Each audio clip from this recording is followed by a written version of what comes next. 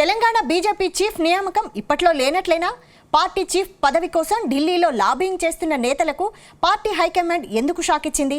కిషన్ రెడ్డి స్థానంలో కొత్త అధ్యక్షుడిని నియమిస్తారా, లేక కొన్నాళ్లు ఆయన్నే కంటిన్యూ చేస్తారా? ఇంతకీ తెలంగాణ బీజేపీకి కొత్త ప్రెసిడెంట్ నియామకం ఎప్పుడు?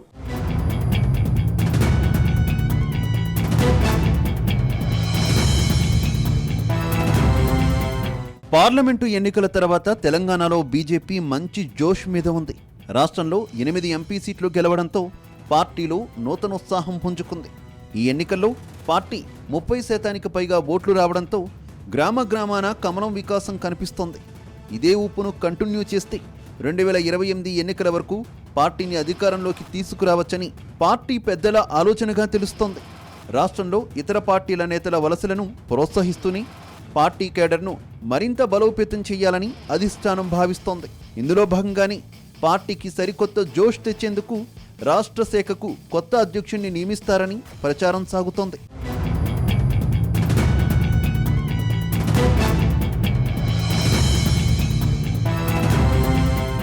ఇన్నాళ్ళు తెలంగాణ బీజేపీ చీఫ్గా ఉన్న కిషన్ రెడ్డి మరోసారి కేంద్ర మంత్రి అయ్యారు. దీంతో రాష్ట్రానికి తెలంగాణ బీజేపీ అధ్యక్ష పదవి కోసం చాలామంది నేతలు ఢిల్లీలో లాబియింగ్ మొదలుపెట్టారు. రాష్ట్రానికి చెందిన ఎంపీలు ఈటెల రాజేందర్, మహబూబ్ నగర్ ఎంపీ డీకే అరుణ, ధర్మపురి అరవింద్తో పాటు చాలామంది నేతలు పోటీ పడుతున్నారట. పదవి దక్కించుకునేందుకు పార్టీ పెద్దలను వరుస పెట్టి కలుస్తున్నారట. ఈ నేపథ్యంలో పార్టీ పెద్దలు సదరు నేతలకు దిమ్మ తిరిగే రేంజ్లో షాక్లు ఇస్తున్నారట. ఇప్పట్లో పార్టీ చీఫ్ పదవిపై ఎవరూ మాట్లాడవద్దని పార్టీ రాష్ట్ర శాఖ ఇన్ఛార్జ్ సునీల్ బన్సల్ సూచిస్తున్నారట. దీంతో చేసేదేం లేక ఓకే చెబుతున్నారట.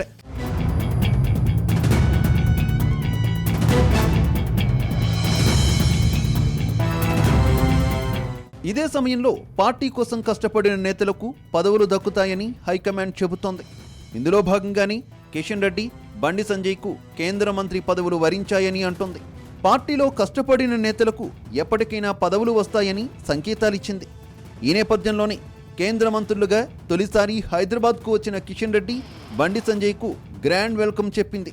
ఇలా చేయడం ద్వారా పార్టీని గ్రౌండ్ లెవెల్లోకి తీసుకువెళ్లవచ్చని పార్టీ ఆలోచనగా ఉందట.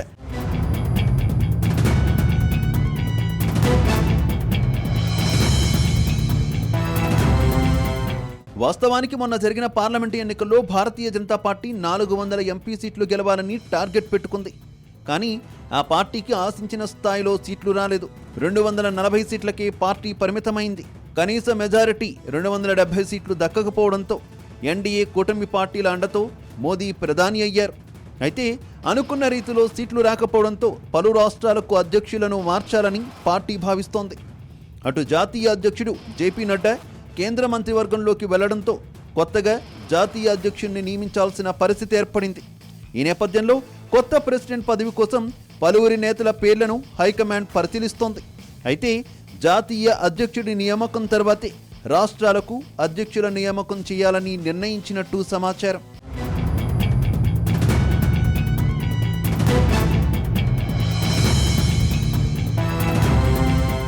ఇక జాతీయ అధ్యక్ష పదవిలో ఇంకా ఎవరిని నియమించలేదు. దీంతో రాష్ట్రాలకు అధ్యక్షుల నియామకం ఆగిపోయింది. నేషనల్ ప్రెసిడెంట్ను ఎన్నుకున్నాకే వివిధ రాష్ట్రాలకు అధ్యక్షులను నియమిస్తామని పార్టీ పెద్దలు చెప్పినట్టు తెలుస్తోంది. ఇదే విషయాన్ని తెలంగాణ బీజేపీ నేతలకు చెప్పడంతో నేతలంతా ఇంకెన్నాళ్ళు ఈ సస్పెన్స్ అన్నట్టుగా నిట్టూరుస్తున్నారట. రాష్ట్రంలో ఎన్నడూ లేని రీతిలో 8 ఎంపీలను గెలిచాం, జాతీయ స్థాయిలో పార్టీని అధికారంలో నిలబెట్టాం, పార్టీ కోసం చాన్నాళ్లుగా పనిచేస్తున్నాం, త్వరగా ఆ పదవుల పంచాయతీ తేల్చండని పార్టీ నేతలతో చెబుతున్నారట.